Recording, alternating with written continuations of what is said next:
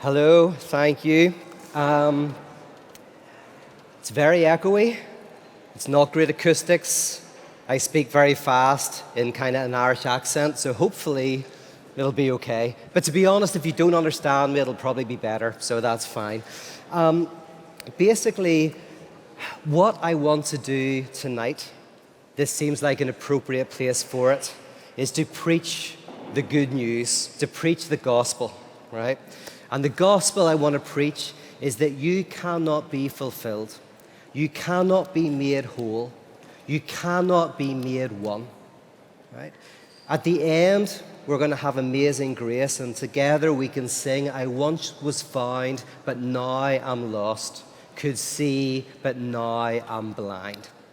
This is a message of salvation from salvation.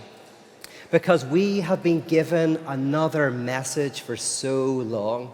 Every Saturday night cathedral is preaching a message that we can't escape our sufferings. Their pop music worship tells us that we can be made whole and complete. Their bad news is that you can be made happy, that you can get rid of the antagonisms and the deadlocks and the difficulties in your life. Every psychedelic guru with their Eucharistic wafers are promising a way to encounter the absolute beyond the lack.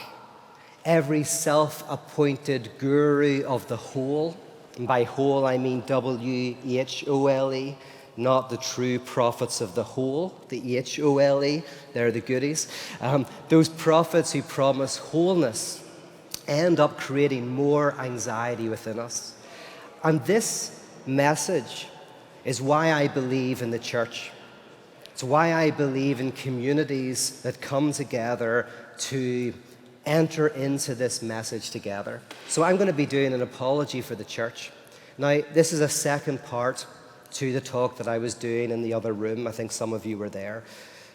In the last talk, basically I tried to argue that the church is the place where we are libidinally disinvested from a frenetic pursuit of a lost object that will make us whole and complete.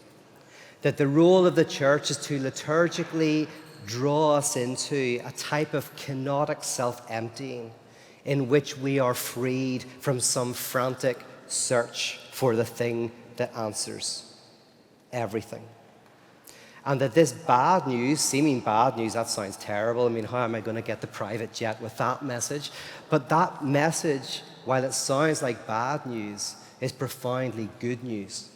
And the supposed good news that you can be made whole, you can get rid of the disturbance in social life, in your personal life, you can get rid of the problems that are plaguing our world.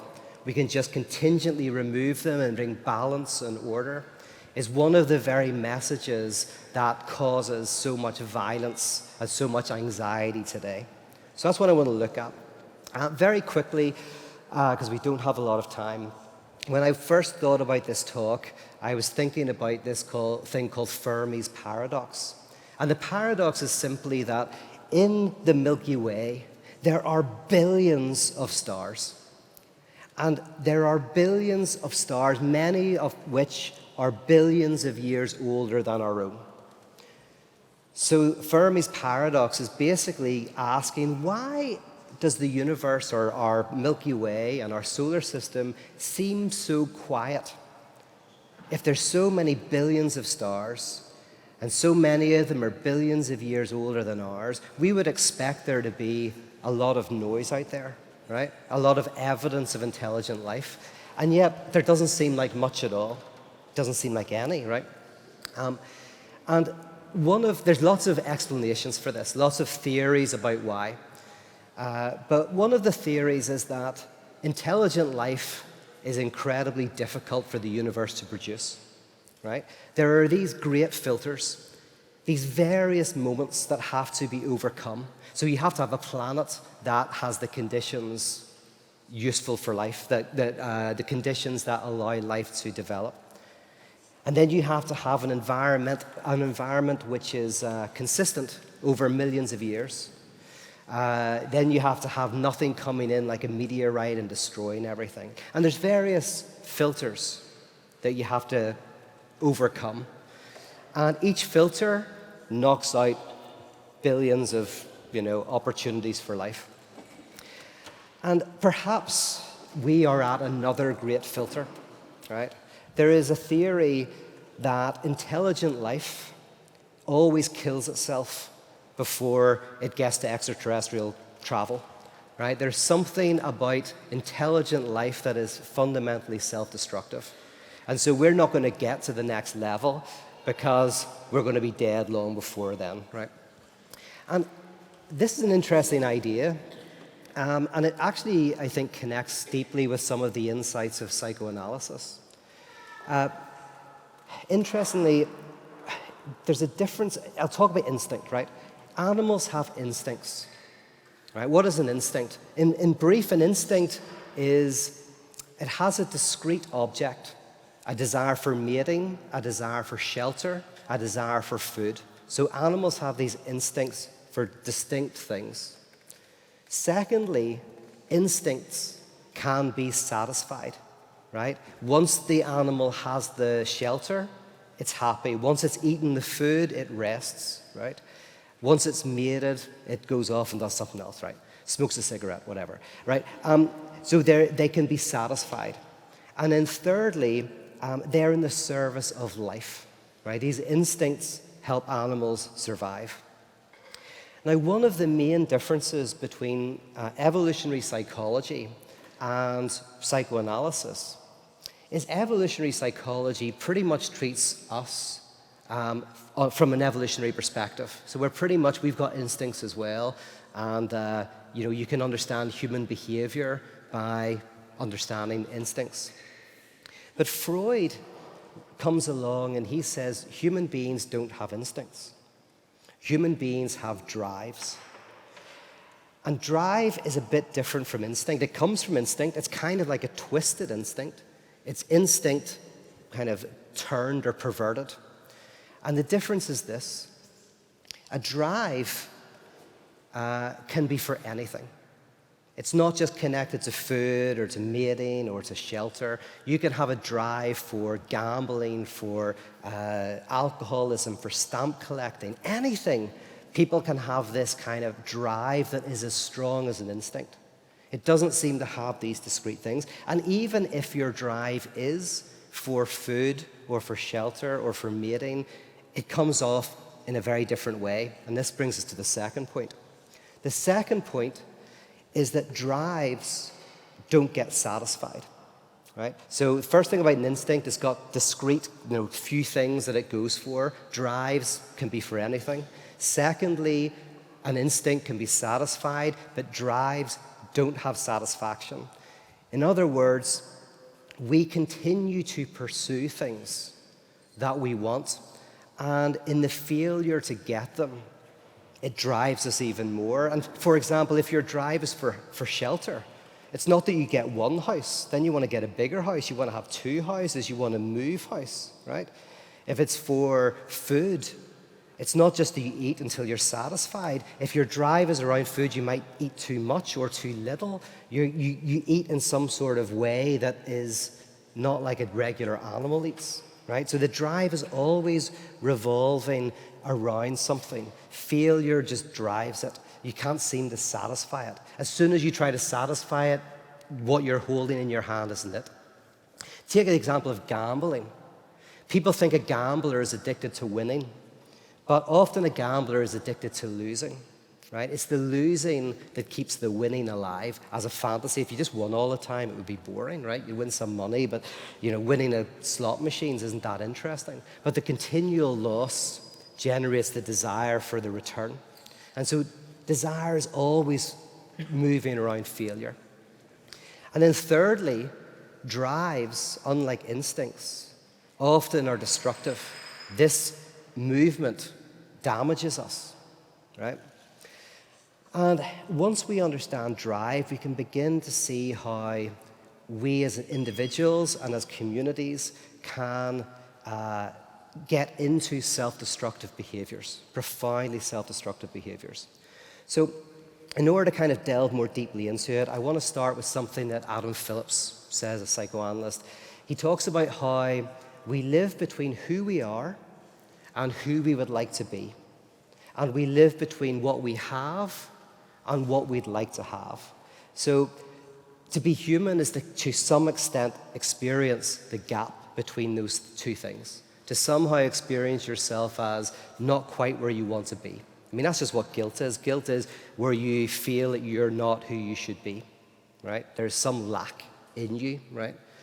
And the world is constantly telling us that you can close the gap, that you can be who you want to be and you can have what you want to have. And if you remember nothing else from tonight, just remember that I'm saying this. I want you to try to fulfill your dreams, because that's the message. Try to fulfill your dreams. Try to fulfill your dreams, because we need a good laugh, right? Be ridiculous. When you try to fulfill your dreams, what happens? Well, you just realize the abject horror of your dreams. You just realize that your dreams, when you fulfill them, don't fulfill you, right? There's something about this pursuit that if we're not happy if we don't get what we want, and we're unhappy if we do get what we want, right? Schopenhauer says that we live in a pendulum swing between two positions, melancholy and depression, right? Depression is the unhappiness of not getting what you want, and melancholy is the unhappiness of getting what you want. So thanks very much, I appreciate that. No. So it's this powerful experience where we're either melancholic or depressed, right? How do we get out of this situation? This is beautifully expressed in the Oedipus complex, by the way, right? So the Oedipus complex, this guy wants to sleep with his mum, perfectly normal. His father is in the way, right? So he breaks through, he kills the father to sleep with his mother. Doesn't know it's his mother, but to sleep with his mother. He thinks it's going to be a blessing, thinks it's going to be wonderful, but it's a disaster, right? Like, in a way, that's the message that Freud gives to the notion of fulfill your dreams. Because if you think of the mother as returning to the thing that will make you whole, right? Returning to the womb, oneness, wholeness, and the father is what gets in the way of oneness and wholeness, then the breakthrough, the killing of the father and the return to the mother, you think it's going to be wonderful, right? You get back to the oneness, but it's actually a disaster. That's also how the Bible starts. Fascinatingly, the Bible starts with an Oedipus story, right? You've got two people, Adam and Eve, walking around a garden. You've got a prohibition, and behind the prohibition, you have a fruit tree. The fruit tree is, if you eat that fruit, you will be like God. You will lack the lack. You will be whole and complete. Because remember, in traditional theology, God lacks the lack. God is whole. God is one. God is pure substance, right? So they're wanting that oneness. They break through the prohibition. They grab the fruit, and they find it isn't a blessing, but it's a curse. It's a disaster, right? Now, in psychoanalysis, you have the superego. And the superego is like this internal, external voice that is telling you that if only you do X, Y, or Z, then everything will be great. If only you had more friends, if only you went out more, if only you visited your mum, if whatever it is, this voice that keeps telling you that you have to do X, Y, and Z. And we think that we have to obey that voice, and then we'll be happy. Well, in this story, you've got the serpent. And the serpent is, again, like a superego voice. This voice that says, if you just eat this fruit, you will be like God. You will lack the lack. And we think we have to obey the serpent, the serpentine voice, the superego. But no, the point is not to obey that voice. It's to exorcise it. It's to get rid of it. That's what grace is. Grace is the technology of theology that gets rid of this desire for the wholeness and completeness, right? So the superego in Freud, you've got the serpent in the story of Adam and Eve. So the biblical text starts off with this fascinating story, and it's deeply insightful, is that the more you can't get something, the more you want it. This is what the phrase making love means. It's like two people don't make love, right? You don't make love with somebody. Traditionally, there was a third person that made love, right? So you went on a date, and there would be a chaperone. And people would think the role of the chaperone was to stop two people doing anything untoward. But no, the role of the chaperone was to get you to start fantasizing about what you could do if they weren't there to stop it, right?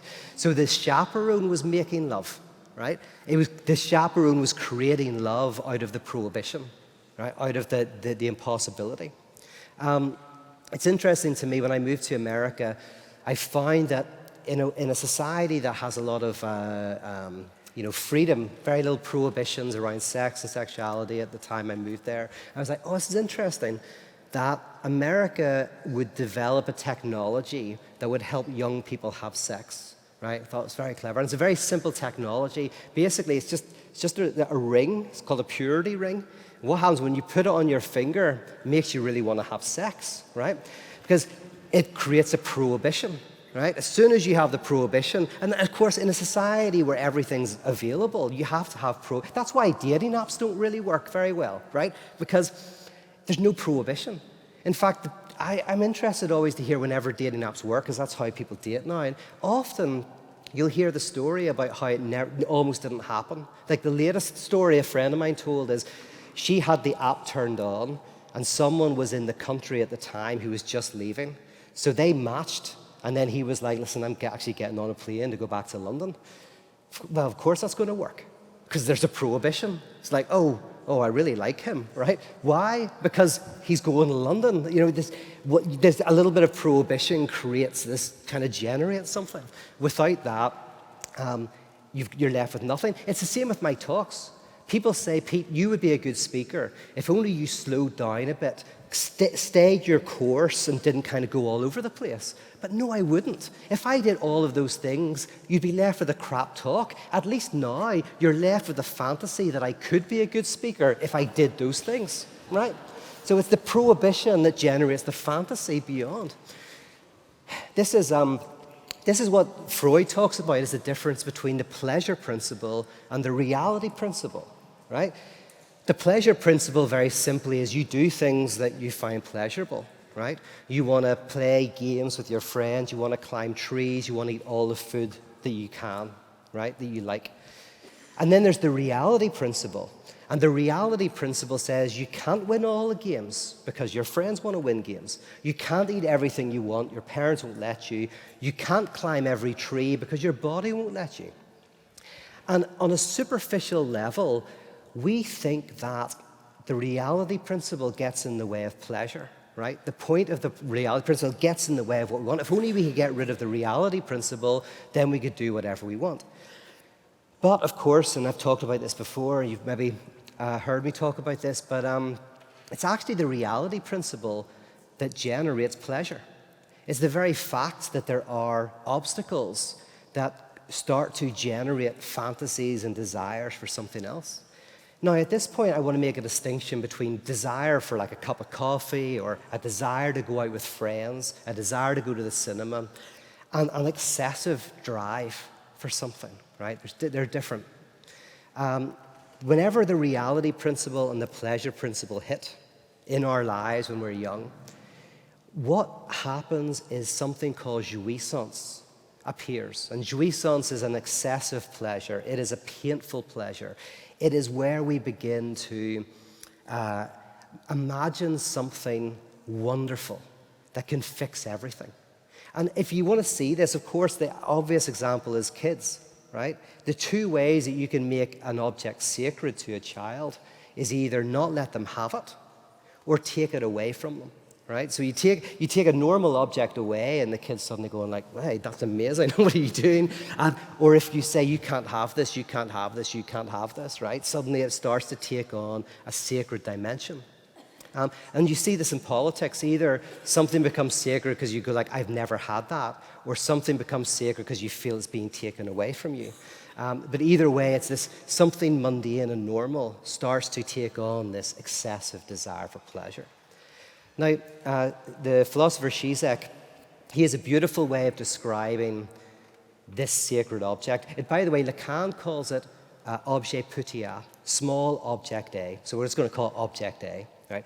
This fantasy object is so special, right, in your life, that if only you could be with that person, if only you could have that job, if only you could get that money, then everything would be great. Whatever it is that kind of is where your attention focuses, that would just make everything whole. That's object A, right? And I mean, we don't have time to get into the politics of this. I was doing that earlier, but there's always, if you can't get object A, there's always some reason, right? Some contingent reason. Someone's getting in the way. Something's stopping it, right? Oh, if only, that person wasn't married. If only, I'd studied longer. If only this or if only that. If only those people didn't exist in the world, right?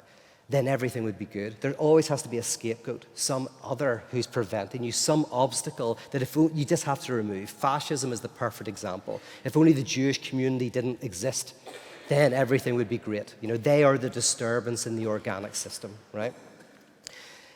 Object A in our individual lives and in our political lives is the group or the individual or the thing that, object A is the thing that we really want, and then we have fantasies of whoever's stopping us from getting it.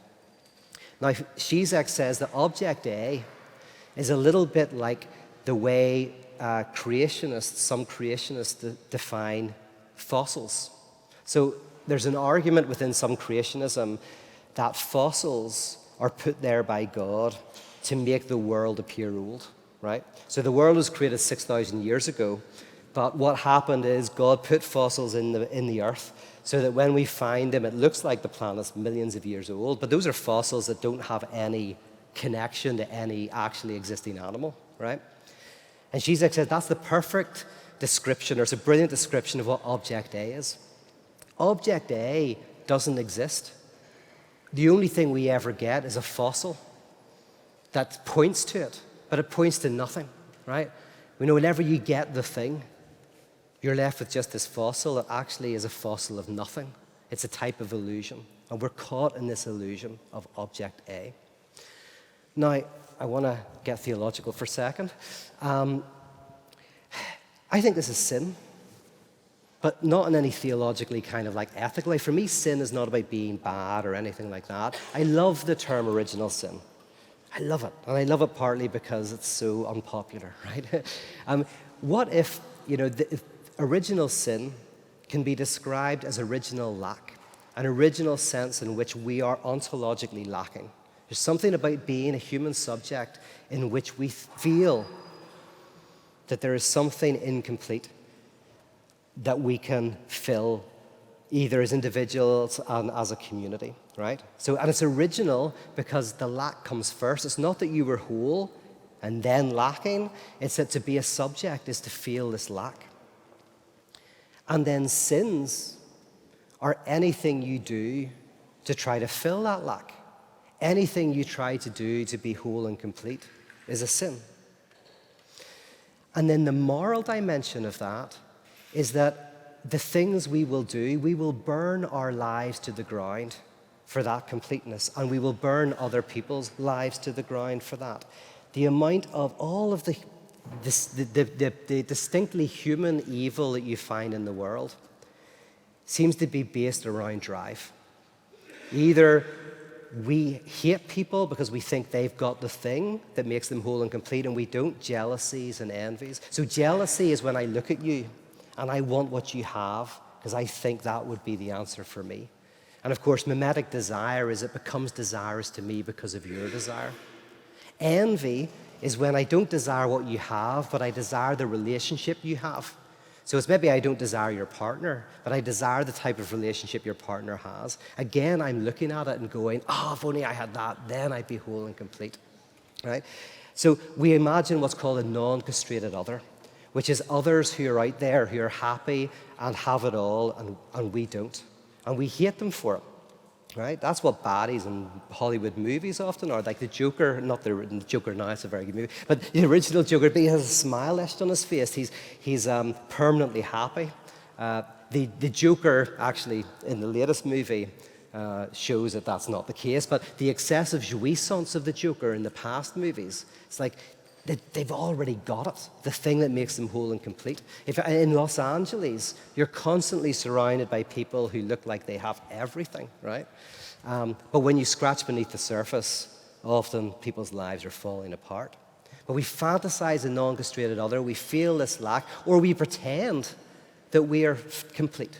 You know, it's like those letters in America parents write about their kids, saying, my little Johnny's, you know, doing great at school and is going to be the president, at Christmas. And little Johnny's got a drug addiction and lives in a car, right? But it's like you want to create the illusion that you have it all, because you can get a kind of an indirect pleasure from people imagining that you have it and they don't, right? But all of this suffering and all of these evils that come out of this desire for the sacred object. And so Christianity for me is nothing but, it's not about belief in anything.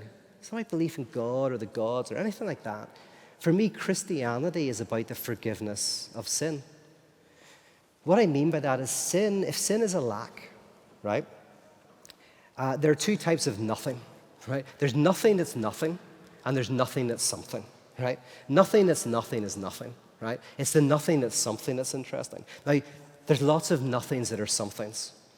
It's interesting that, you know, one of the big differences between computers and humans is computers cannot tell the difference between identical wines.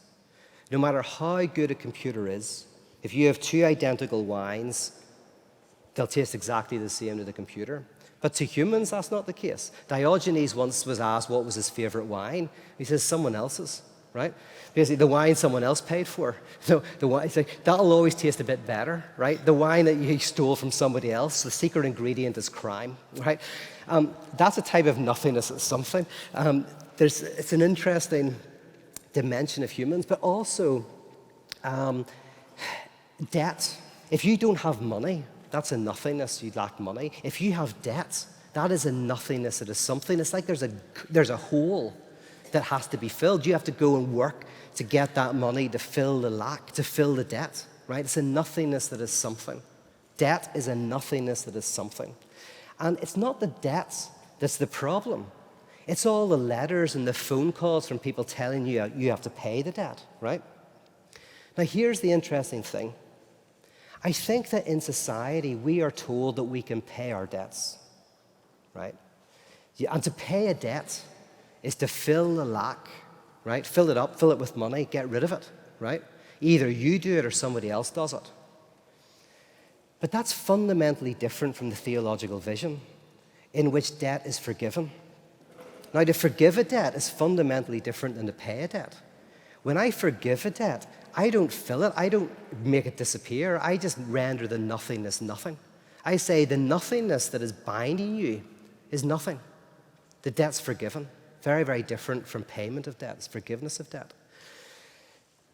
And what I want to argue is that we need communities where we experience this forgiveness of debt, i.e. we experience a libidinal disinvestment from this need to fill this lack, to find something that will make us whole and complete. And one of the names for that is grace. And we need a community that is circled around a lack. And of course, think of the Eucharist, the Last Supper, the death of God, right? A community that is centered around the lack, that experiences grace. What is grace? You don't have to do anything. Not because you're already fine, you're a bit of a mess, but who cares? So am I, right? The AA model, right? We're all a mess, we're all screwed up, and that's okay. Grace, radical grace, which then draws out the forgiveness of debt. You go, I don't have to do anything, which then allows you to experience joy. Joy, in a nutshell, is a type of pleasure you get from not getting what you want. Right? So think about Christmas, a kid waiting for the Christmas presents on Christmas Day. Think of pleasure as the day that the presents are opened, and enjoyment is the run-up to it, right? So you're waiting for it. The pleasure is never that great, right? But the enjoyment is where all the action is. Now, the problem is kids don't know that. So they're having pleasure, but they don't know they're having pleasure. So they're in pain, right? They're wetting themselves and they can't wait. Like whatever, right? So they're having pleasure, but they can't enjoy their enjoyment, right? There's an inability to enjoy one's enjoyment because you're always looking for the object at the end. Joy and enjoyment. Joy for me is a theological concept, which means you begin to enjoy your enjoyment, right? You begin to enjoy the struggle of life. You begin to enjoy the fact that it's not the goal, it's this ongoing thing. I was talking to a photographer yesterday. It was fascinating. He said to me, what do you want to do with your photography? And he says, I want to do a photo so good that photography's over, right? That's it. It's just done. And photographers have to go and find something else to do because the perfect pictures were taken. He says, that's what I want to be, that good, right? He says, if I was a musician, I'd want to write an album so good that music was just finished, right? But that's not how it works. That's how I think about football and sports. I can't get it because it never ends. Football never ends. Someone wins a game, someone wins some massive game, but no one ever wins football, right? It just goes on forever, and it cracks me up. But actually, that's a beautiful way of describing how probably we should be in greater life. Like, I hate sports, but it could teach us something. It could teach me something, which is it's not about the win. The wins are great. That's where the pleasure is. But the enjoyment is in the ongoing story, the wins and the losses. If your team wins every time, it gets boring. The pleasure is robbed of its pleasure, right? You need your team to lose a few times to get back in the game, this ongoing thing. Now, basically, what has this got to do with Christianity, you might ask? I mentioned this earlier, but think about it like this. Christianity has a liturgy in which you identify with God, right? We want to get rid of our lack. We want to get rid of that gap in our being. So we identify with God, the one who lacks the lack. But then God becomes human. And then God experiences alienation from God, right? This is the very moment of the crucifixion where God says, my God, why have you forsaken me? So we identify with God, which means we identify with Christ, and then Christ experiences a lack within Christ. So then we are confronted with our own lack. And we realize that when we experience a kind of not at oneness with the world, a separation from the absolute that will fix us, we are actually in the very sight of Christ. That's the point when the temple curtain rips, right? Which is the separation from the Holy of Holies and the general world. And then it's the opening of the collective of the Holy Ghost, in which we gather together in love, looking out for each other, caring for each other. So it's great to live in a world. Now, this message is more for America than here, but we're in Los Angeles, this is very important. But it's great to live in a world where you're free to pursue what will make you happy. I think that's important. I don't want to live in a world where you're not free to pursue what will make you happy. But we need places where we are freed from the pursuit of what will make us happy, right? We are freed from that frenetic drive for that thing that will fix us. That, for me, is the church. It is the community in which we become a desert in the oasis of life. A desert where we can encounter the deadlocks within our being. We can let go of this desire for object A. And we can start to get joy out of the struggle of fighting for a better world and better life for those we love and the wider community. But actually, the very subtraction of our investment in some object could be actually the very thing that might save the planet. Could be the very thing that helps us get to the next level. I think I've only got about 5 minutes. I want to see if there's any questions. Has anybody got any questions about this? Otherwise, I'll just keep talking. Questions or comments? Yes. Death. Depth. Guilt. Oh, guilt. Well, in Judaism, you have the once in 7 years and once in 49 years. Yeah? The year of Jubilee? Yes. Exactly, yes. Which is not the payment of it, it's the forgiveness. Yes. Yeah. One of my things is that guilt, death, Yeah. is totally materialized. And in fact, death is a religious thing with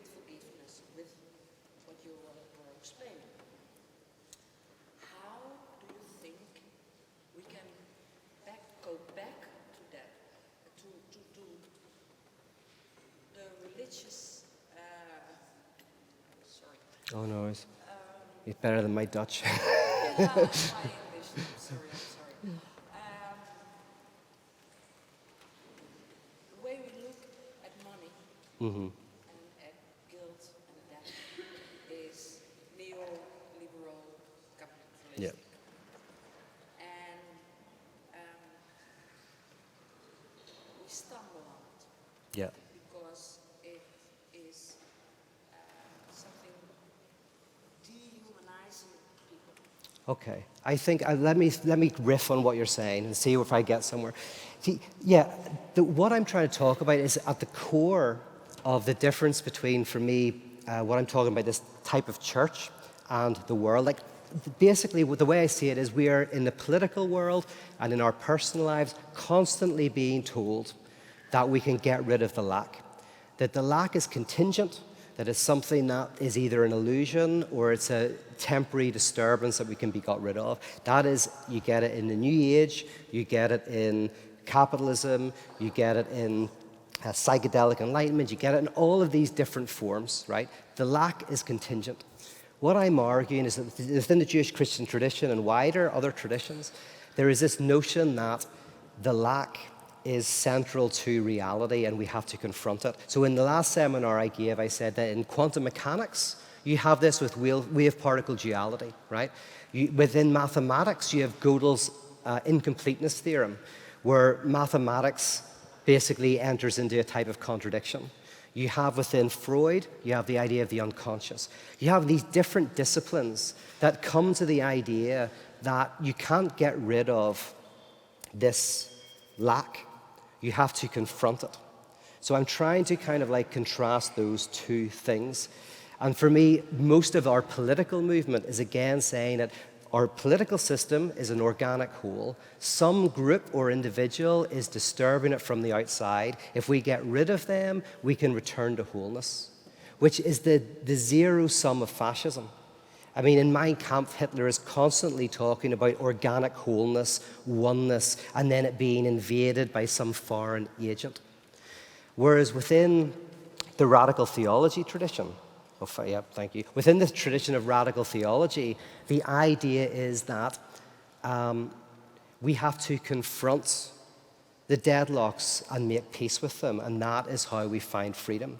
So, for example, with good works, it's not that you're good news to the poor are good news to you, because the poor are the expression of a problem within our society. And we have to go to the poor to see some problem that exists within our community. I don't think that's what you're talking about, but that was just some thoughts I wanted to jump off the back of. Does that make sense? It's basically, I want to paint the world in a very simple way because I've only got a small amount of time, right? I'm only here for a couple more minutes. So it's very simple. It's like there are people who promise that you can get rid of the guilt, that you can be whole and complete. And there are liturgical structures that do that. Every nightclub does it. Every time you go out and get drunk, that's a liturgy that can help you kind of at least try to not confront your brokenness. And then there are liturgies and there are ways of confronting that. And we need those individually and communally. And for me, that's the role of the church. It's to kind of like enact that experience. Do we have time? We don't have time for any more, do we? One more? Does anybody want to ask a question? Yes, last one. What do you think about what you said about the church being a place, a desert? Yes. What do you think about the words of Jesus when he says, "We believe in me, from deep inside, springs of living water"? Yeah. See, the reason why I love to turn it around, the desert and the oasis, is just because I think the metaphor there is the oasis of kind of like a world which is kind of, can offer us so much that we need, like the desert fathers, we need to enter into the quiet place. So I don't know if the metaphor works then with those kind of messages. But for me, the living water is, this idea the kingdom of God is within you. God's within you. It's like the moment that you lose your life, that you give up the pursuit of wholeness and completeness, is the moment when you find it. The moment when you give up all of these frenetic pursuits is whenever life is found. So it's this dialectic move. I don't know if that fits with that message or not.